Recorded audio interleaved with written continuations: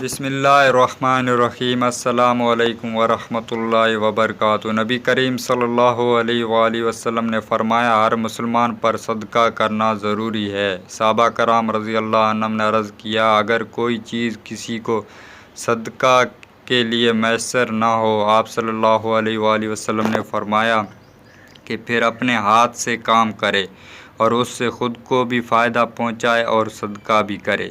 صحابہ کرام رضی اللہ عنہم نے عرض کیا، اگر اس میں سے اس کی طاقت نہ ہو یا کہا کہ نہ کر سکے، نبی کریم صلی اللہ علیہ وآلہ وسلم نے فرمایا کہ پھر کسی حاجت مند پریشان حال کی مدد کرے۔ صحابہ کرام رضی اللہ عنہم نے عرض کیا، اگر وہ یہ بھی نہ کر سکے، فرمایا کہ پھر بھلائی کی طرف لوگوں کو رغبت دلائے، نیکی کا حکم دے۔ عرض کیا، اور اگر یہ بھی نہ کر سکے، نبی کریم صلی اللہ علیہ وآلہ وسلم نے فرمایا پھر برائی سے رکا رہے، اور یہ بھی ان کے لیے صدقہ ہے۔